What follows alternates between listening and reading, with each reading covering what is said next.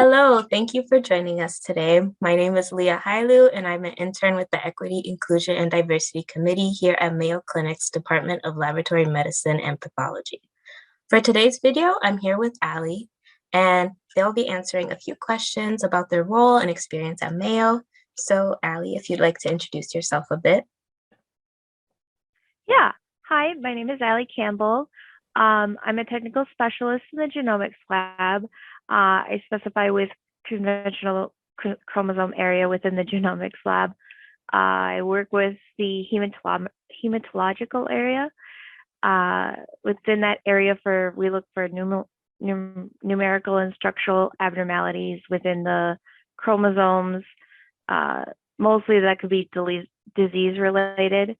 We work closely with other areas of the genomics lab, so mostly like FISH or microarray and teams. We have other teams that look at congenital disorders, and they also work with those other labs to sort of combine our results to get the best results out to our patients. So as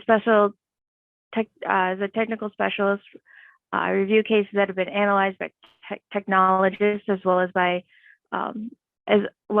other current testing, outside paperwork and previous studies to finalize the case before we send it to the consultants.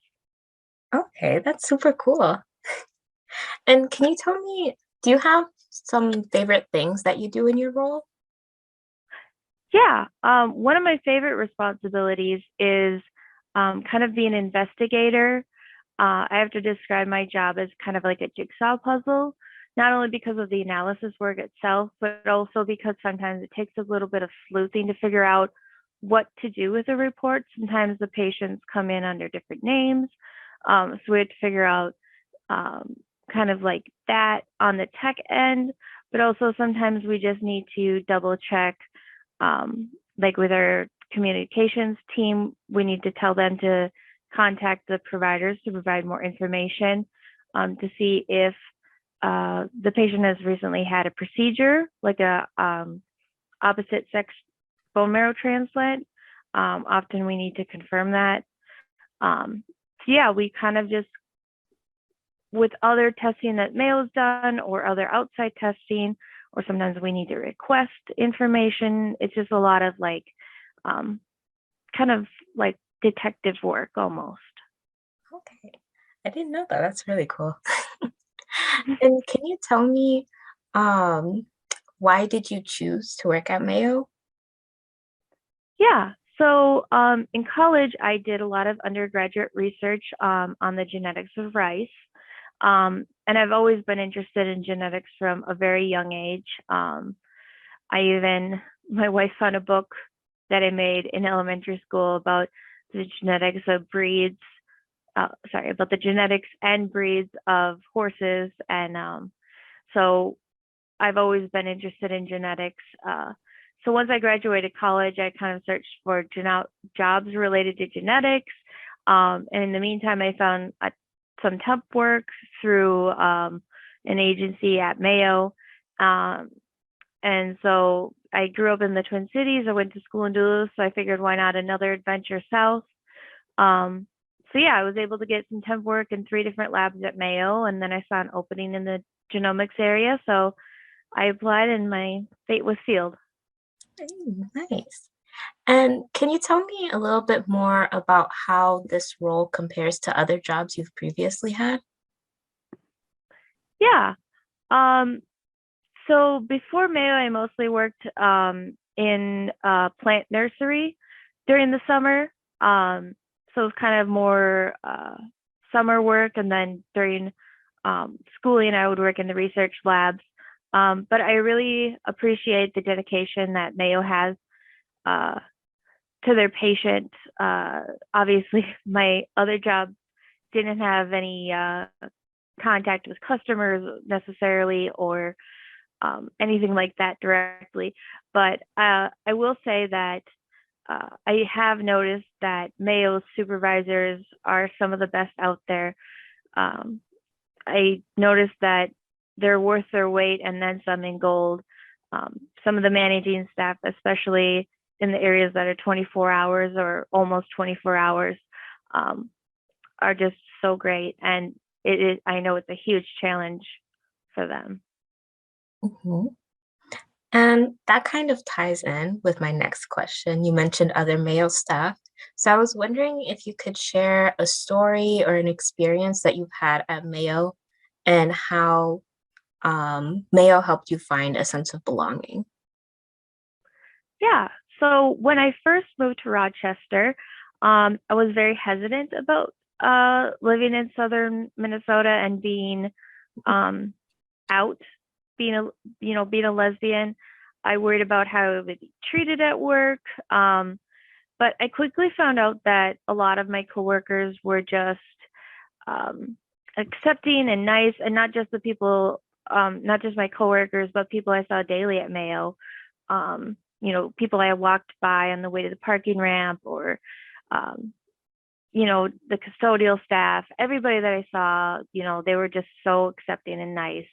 And then recently, my wife and I became pregnant through reciprocal IVF.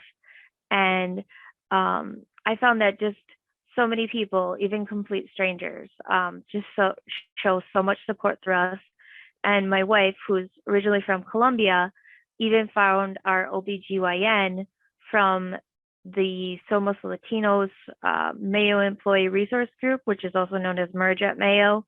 Um, and it's just a great feeling to have those type of groups, as well as just a lot of support and acceptance at Mayo. So it's really nice to have those type of things at Mayo that you can always find somewhere as an outlet. Definitely. And congratulations. I didn't know that. Yeah, thank you. And I'm getting to my last question here. So I was Mhm. wondering if you could tell me, where do you see yourself in the future at Mayo Clinic? Yeah. So I see myself at Mayo for a long time. I currently work at home and I'm loving it.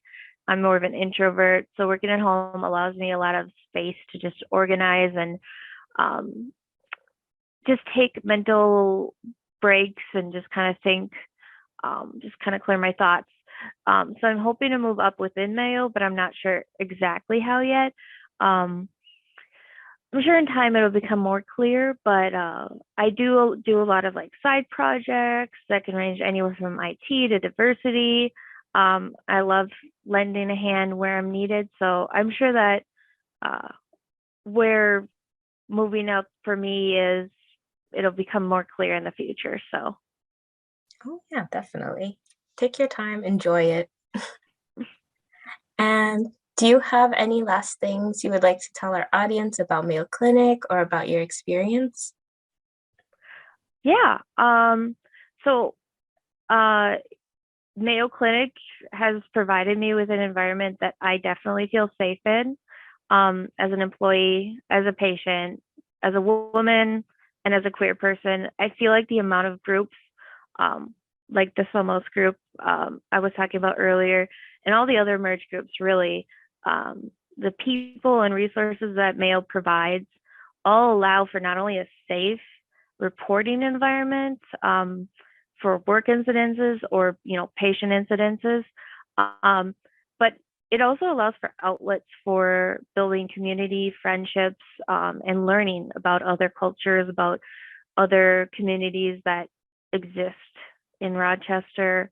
So yeah, I feel like Mayo kind of builds that, but also allows that to be um, kind of self-existent. So Yeah. yeah. Well, thank you so much for doing this interview with me. Thank you for setting this up. Yeah.